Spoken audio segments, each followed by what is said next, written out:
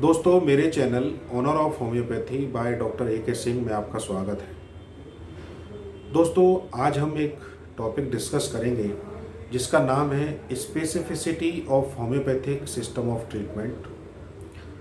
इस टॉपिक के थ्रू हम ये समझने की कोशिश करेंगे कि होम्योपैथिक चिकित्सा पद्धति किसी रोगी के लाइव व्यूज़ के साथ, उसकी मेंटल फंक्शनिंग के साथ और उनके फिजिकल जो सिम्टम्स हैं उनके साथ किस तरह से जुड़ी हुई है, किस तरह से रिलेट है।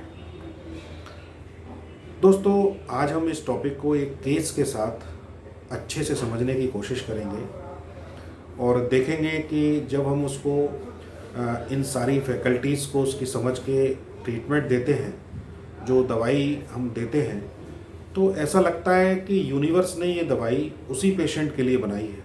ये इतनी स्पेसिफिक है कि उसके लाइफ व्यूज़ को भी कवर करती है, उनकी बॉडी पे जो सिम्टम्स हैं उनको भी कवर कर रही है और इनकी मेंटल फंक्शनिंग को भी कवर करती है।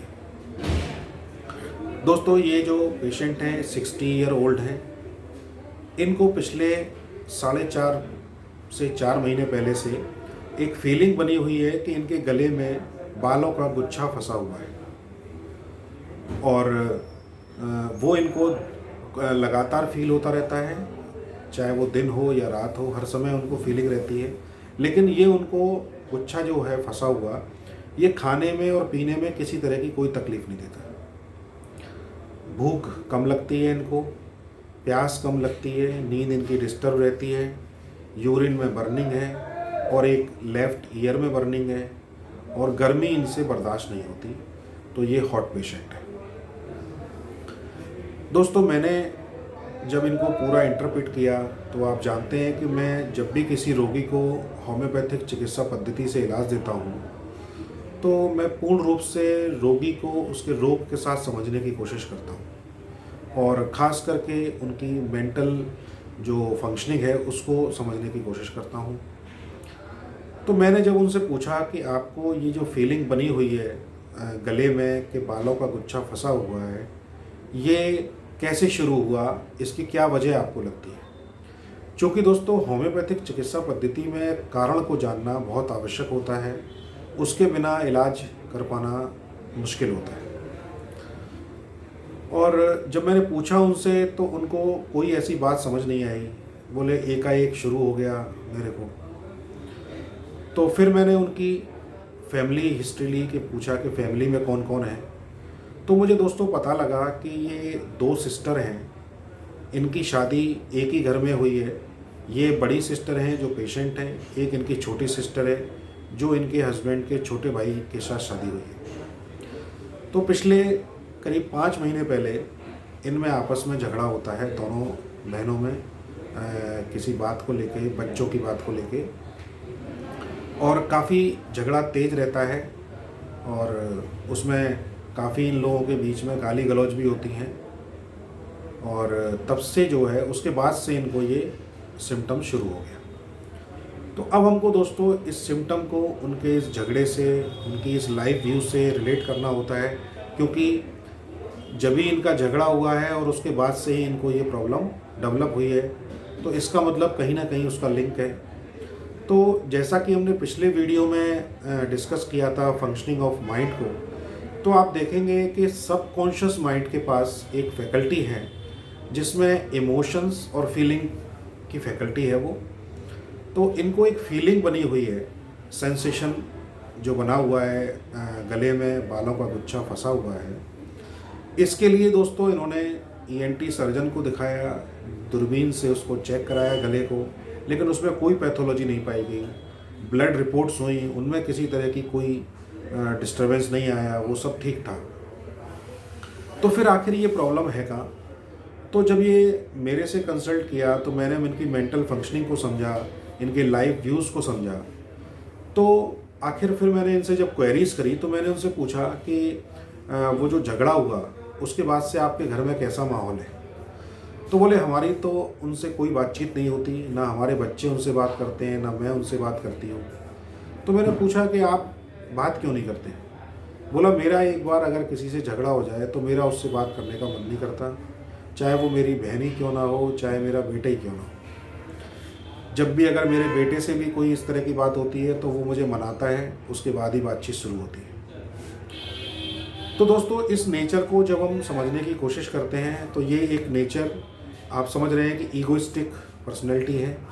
ये जो लड़ाई हुई है वो ईगो की लड़ाई हुई है, और उस लड़ाई में इनको ईगो ने एंगर में ले गया, और एंगर के बाद ईगो इनको हेट में ले जाता है। तो ये जो इनके अंदर एक फीलिंग है कि मेरी उससे बातचीत नहीं हो रही है, तो ये एक हेट की फीलिंग है। Anger is converted into hate. तो इसको लेकर के हमारे यहाँ एक बहुत बढ़िया कैंट सर ने रिपर्टरी में रूब्रिक दिया है, hatred to a person offended him. अगर कोई व्यक्ति उसको ऑफेंड करता है, कोई व्यक्ति उसको परेशान करता है, तो उसके प्रति उसमें हेट डेवलप हो जाती है। तो दोस्तों, देखेंगे कि होम्योपैथिक सिस्टम ऑफ ट्रीटमेंट में जो दवाइयाँ हैं, जो रूब्रिक्स हैं, जो सिम्टम्स हैं, वो मरीज की लाइफ के साथ किस तरह से मैच करते हैं।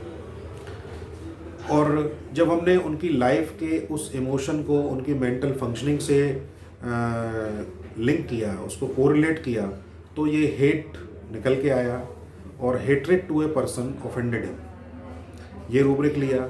उसके बाद थ्रोट में जो इनको फीलिंग है, तो थ्रोट में हमने एक सिम्टम लिया, sensation of hairs in throat.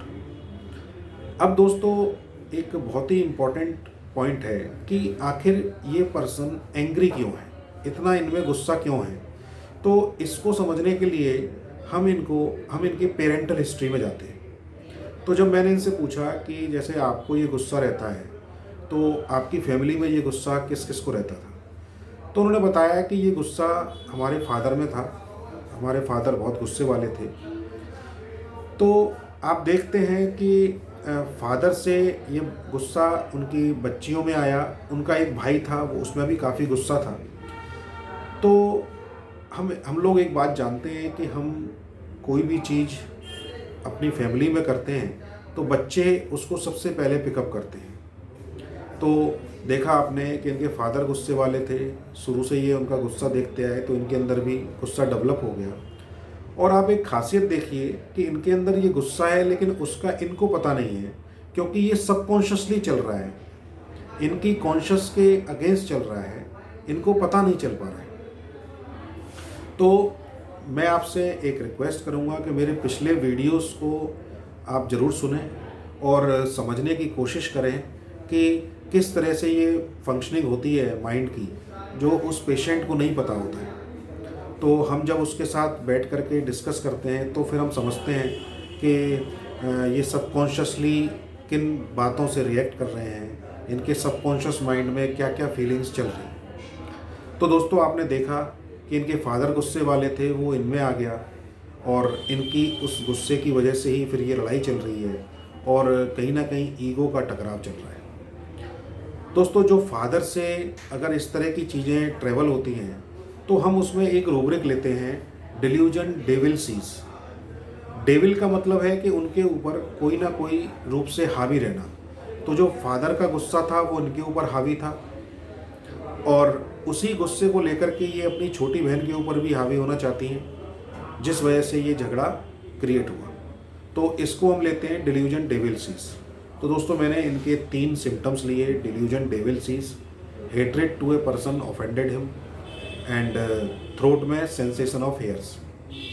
जब मैंने इनको दवाई दी तो दवाई निकल के आई दोस्तों सल्फ़र, जो इनकी लेफ़्ट ईयर में जो ईचिंग है उसको भी कवर करती है, कॉन्स्टिपेशन को भी कवर करती है, यूरिन में बर्निंग को भी कवर करती है। तो उसके बाद देखेंगे आप कि दवाई देने के बाद इनमें किस तरह से बदलाव आया। वो सेंसेशन जो फीलिंग थी वो इनकी बिल्कुल ख़त्म हो गई। अब गले में इनको किसी तरह की प्रॉब्लम नहीं है, जबकि गले को अच्छी तरह से ईएनटी सर्जन द्वारा चेक किया गया था, उसमें किसी तरह की पैथोलॉजी नहीं आई थी। लेकिन दोस्तों, अगर इस बीमारी को इसी लेवल पर हमने अगर ख़त्म नहीं किया तो फिर ये आगे चल के थ्रोट के अंदर निश्चित रूप से कोई ना कोई पैथोलॉजी ज़रूर क्रिएट करेगी, अगर इसको इसी लेवल पर नहीं रोका गया। अब दोस्तों, समझने की बात है कि थ्रोट का इन्वॉल्वमेंट क्यों हुआ, और ये सेंसेशन ऑफ हेयर से क्यों। थ्रोट का इन्वॉल्वमेंट इसलिए हुआ कि थ्रोट को नेचर ने बोलने के लिए बनाया है, और इनमें जो झगड़ा हुआ उनमें कुछ बातें ऐसी हैं जो अब ये अपनी बहन से कहना चाहती हैं लेकिन अभी नहीं कह पाई हैं, वो अभी गले में अटकी हुई हैं, इसलिए इनको एक अटकन की फीलिंग है। और हेट ने जो इनकी बातें हैं वो कलेक्शन हो गया, जो ये नहीं कह पाई, वो एक हेयर का सेंसेशन फील हो रहा है, क्योंकि हेयर जिस प्रोटीन के बने होते हैं वो इनसॉल्युबल होती है, वो किसी चीज़ में डिज़ोल्व नहीं होती। तो जो इनकी बातें हैं, जो ये कहना चाहती हैं, वो बातें भी अभी डिज़ोल्व नहीं हुई हैं, वो भी बनी हुई हैं, इसलिए इनके माइंड में, इनकी मेंटल फंक्शनिंग में वो सेंसेशन अभी बना हुआ है। जो बातें डिज़ोल्व नहीं हुई हैं उन्होंने हेट की वजह से एक हेयर का सेंसेशन ले लिया। तो दोस्तों, आपने देखा कि होम्योपैथिक सिस्टम ऑफ ट्रीटमेंट किसी भी तरह की बीमारी को एक्सप्लेन करने में सक्षम है और उसमें उन लेवल की सारी दवाइयाँ उपलब्ध हैं जो उस रोगी को पूर्ण रूप से ठीक कर देती है। दोस्तों, मैं इस वीडियो में आपको दवाई बता रहा हूँ, लेकिन मेरा आपसे एक अनुरोध है कि इन दवाइयों को अगर कहीं कोई सिम्टम आपका मैच करता है तो अपने आप इस्तेमाल ना करें, क्योंकि हमने उस रोगी के साथ बैठ करके उसकी मेंटल फंक्शनिंग को समझ करके उसको दवाई दी है। और हर मरीज के लिए एक स्पेसिफिक दवाई होती है, क्योंकि उस मरीज की एक अपनी मेंटल फंक्शनिंग होती है और एक ऑर्गन का इन्वॉल्वमेंट होता है। हेट कई सारे लोगों में मिल सकता है, लेकिन वो डिपेंड करेगा कि हेट उसके किस ऑर्गन को इन्वॉल्व कर रहा है। इन महिला में जो रोगी हैं, इनमें गले का इन्वॉल्वमेंट हुआ, कहीं हेट लिवर को इन्वॉल्व करता है, कहीं हेट एब्डोमेन को इन्वॉल्व करता है, तो इस तरह से उनकी दवाइयाँ बदलती चली जाती हैं। तो मेरा एक अनुरोध है कि आप इन होम्योपैथिक दवाइयों का अपने आप इस्तेमाल ना करें, फिजिशियन की कंसल्टेशन से ही इन दवाइयों का उपयोग करें। तो दोस्तों, मैं अभी उनका आपको इस वीडियो में रिव्यू दिखाऊंगा, उसको आप देख के समझेंगे कि किस तरह से चीज़ें ठीक हो रही हैं। दोस्तों, हम लोग जब भी पेशेंट का फॉलोअप करते हैं तो उनके एक एक सिम्टम को पूछते हैं कि एक एक सिम्टम में किस तरह का बदलाव आया है।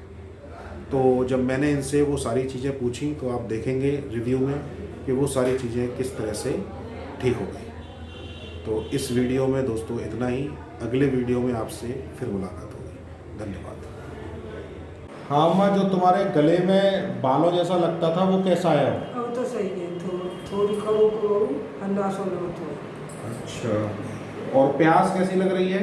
प्यास तो ना ज़्यादा लगा, तो पर काऊ बिना रात में 20 मिनट टॉयलेट करने चली जाऊँ, काऊ को बिना एक दिन न जाऊँ। अच्छा, और पेशाब में जलन होती थी? अब ना जलन फलन तो होता नहीं। अच्छा, जो जॉइंटों में दर्द रहता था तुम्हें? जॉइंटों में तो होता नहीं, बहुत ही पहले से कैसा है? पहले तो अनुभव है। अच्छा, और कान में खुजली चलती थी? कानों खुजली अब तो नहीं। कानों बहुत खुजली।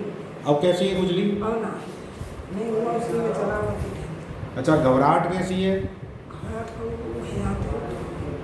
पहले से कैसी है घबराहट? पहले से ना होती, कोई टेंशन वाली बात होता है तो अच्छा, पेट में दर्द?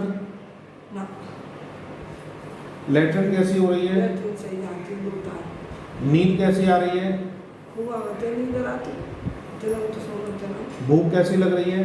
भूख का तो 2 रोटी खाती जाकर ना, दवा खाने उनको तो जे 2 रोटी में ना उनको बढ़ाती ना कमाती। अच्छा, जो गले में बालों का सा लगता था गुच्छा फंसा हुआ है, वो ना है, वो नहीं है अब? जीरो के अंदर की हथकाएँ क्या करनी क्या डाली, तो जीरो के लास्ट में ऐसे कांटे से हाँ हाँ, वो थोड़े रह गए, वो फैल जाता है।